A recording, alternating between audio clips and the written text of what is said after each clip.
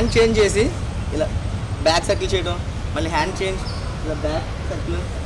So ఈ టైప్లో మనం ఎలా చేయాలన్నది ఈ వీడియోలో చూద్దాం. ఈ స్పిన్నింగ్ చేయడానికి ఫస్ట్ మనకి ఇలా హ్యాండ్ చేంజ్ చేయడం రావాలి.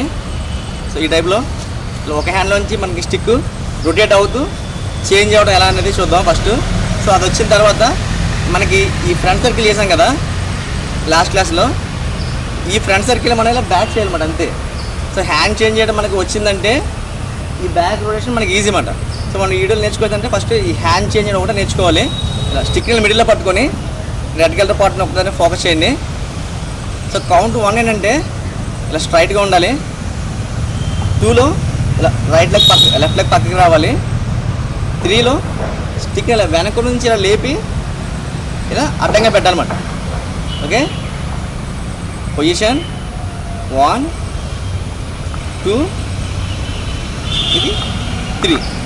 ఇప్పుడు లెఫ్ట్ హ్యాండ్ స్టిక్ని తీసుకోవాలి. ఇప్పుడు మనం ఏదైనా ఒకటి తీసుకున్నప్పుడు హ్యాండ్ ఇలా ముందుకు పెడతాం కదా నార్మల్గా. సో అదే టైప్లో ఈ రైట్ హ్యాండ్ కన్నా ముందుకు పెట్టాలన్నమాట హ్యాండ్ అనేది. ఇలా పెట్టినప్పుడు స్టిక్కి లోపల వైపు 4 ఫింగర్స్ ఉండాలి, మన వైపు బయట వైపు థంబ్ ఫింగర్ ఒకటే ఉండాలి. ఓకే, ఈ 2 ఫింగర్స్తోనే మనం ఈ స్టిక్ని పట్టుకోవాలి. సో ఇలా పట్టుకున్న తర్వాత ఈ హ్యాండ్ని తీసేయాలి.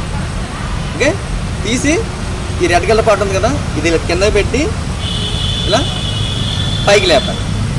ఓకే, సో చూడండి 5 కౌంట్స్ వస్తాయి. 1 2 లెగ్ దగ్గర రావాలి. 3లో ఇలా వెనక నుంచి ఇలా ముందుకు రావాలి.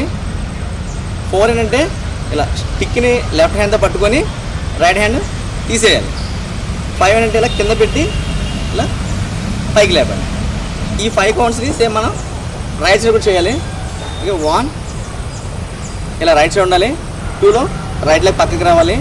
3లో ఇలా వెనక నుంచి ఇలా ముందుకు రావాలి. ఇప్పుడు రైట్ హ్యాండ్ని లెఫ్ట్ హ్యాండ్ కన్నా ముందుకు వచ్చేలా పెట్టాలన్నమాట. ఈ 2 ఫింగర్స్ స్టిక్ని పట్టుకోవాలి. ఈ 4 ఫింగర్స్ మన వైపు ఉండాలి, థంబ్ ఫింగర్ ఒకటి బయట వైపు ఉండాలి. ఓకే, ఇలా పట్టుకున్నాక హ్యాండ్ తీసేయాలి. రెడ్ కలర్ పట్టు కింద పెట్టి ఇలా బ్యాక్ నుంచి ఇలా పైకి లేపాలి. ఓకే, సో మనకి ఈ 5 counts left side right side వచ్చిన తర్వాత దీన్ని మనం 2 కౌంట్స్లో ప్రాక్టీస్ చేయాలి. అది ఎలా అంటే మనకి 1 2 3 ఇవి ఉన్నాయి కదా, ఈ 3 కలిపి ఒక కౌంట్లో చేయాలి. ఇలా ఇది 1 2లో ఏంటంటే ఇలా స్టిక్ని ఇలా పట్టుకొని ఇలా స్ట్రైట్ చేయాలి. మళ్ళీ సేమ్ ఇదే రైట్ సైడ్ చేయాలి. 1 2 లిఫ్ట్ చేయాలి. ఓకే, 1 2. సో ఈ టైప్లో 2 కౌంట్స్ ప్రాక్టీస్ చేయాలా. మనకి ఇది బాగా వచ్చిన తర్వాత దీన్ని ఈ 2 కౌంట్స్ బాగా వచ్చిన తర్వాత అప్పుడు సింగిల్ కౌంట్ ఎలా చేయాలంటే ఇలా వస్తుంది కదా, వచ్చిన తర్వాత చూడండి ఈ హ్యాండ్ నుంచి ఈ హ్యాండ్కి ఇలా పెట్టి అలా రొటేట్ అయిపోవాలన్నమాట అంతే, పట్టుకోకూడదు స్టిక్ని. స్టిక్ని మనం పట్టుకోకుండా సో ఇలా పెట్టి ఈ 2 ఫింగర్స్ ఇలా పెట్టుకొని దాంట్లో వదిలేయాలి. అలా వదిలేసి అలా పైకి లేపాలి. ఓకే, అదైనా పొజిషన్ ఇలా రావడం, ఈ 2 ఫింగర్స్ ఇలా పెట్టి పైకి లేపాలి. సేమ్ రైట్ సైడ్ కూడా ఇలా ముందు పెట్టుకొని దాంట్లో ఇలా పెట్టి ఇలా పైకి లేపుతూ ఉండాలి స్టిక్ని పట్టుకోకుండా. సో మీకు కొంచెం అలవాటైన తర్వాత స్టిక్ని పట్టుకొని ఇలా పైకి లేపచ్చు అనమాట. స్టార్టింగ్ మాత్రం ఇలా ప్రాక్టీస్ చేయండి, స్టిక్ ఆపకుండా. స్టిక్ అంతా కూడా ఈ 2 ఫింగర్స్లోనే మనకి ఇలా సర్కిల్ అవ్వాలన్నమాట స్టార్టింగ్ ఇలా.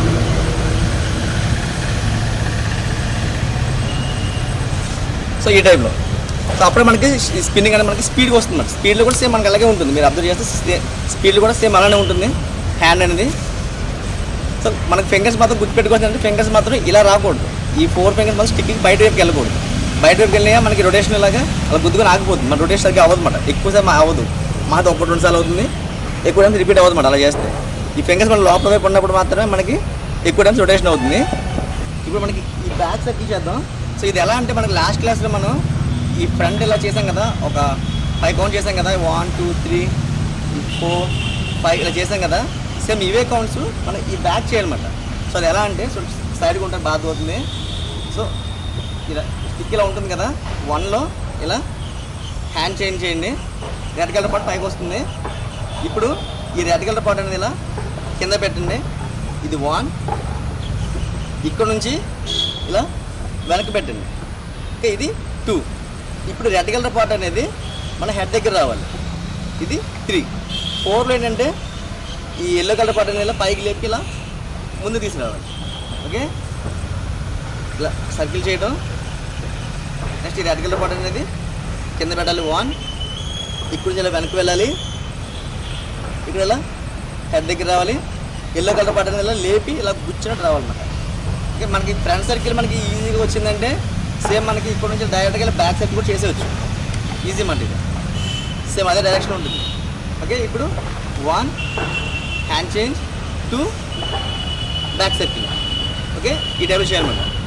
1 హ్యాండ్ చేంజ్ 2 బ్యాక్ సర్కిల్. మళ్ళీ 1 hand change 2 back circle. So ఈ టైప్ 2 కౌంట్స్లో ప్రాక్టీస్ చేయండి. మీకు బాగా అలవాటు అయిన తర్వాత మెల్లగా ఇలా స్టిక్ని ఇలా 1 కౌంట్ పెట్టి ఇది ఆగకుండా ఈ సర్కిల్ కంటిన్యూ చేసేయండి. మళ్ళీ ఇలా వచ్చిన హ్యాండ్ని డైరెక్ట్గా ఇలా హ్యాండ్ చేంజ్ చేసేయండి.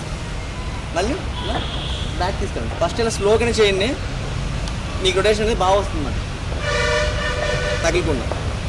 సో మెల్లగా స్పీడ్ ఇలా పెరిగిపోతుంది. సో స్టార్టింగ్లో మనం స్టిక్ ఎప్పుడు చేసినా స్టార్టింగ్ మెల్లగానే చేయాలి. మెల్లగా చేసినప్పుడే మనకి హ్యాండ్ రిస్ట్ మూమెంట్ అనేది బాగా అలవాటు పడుతుంది.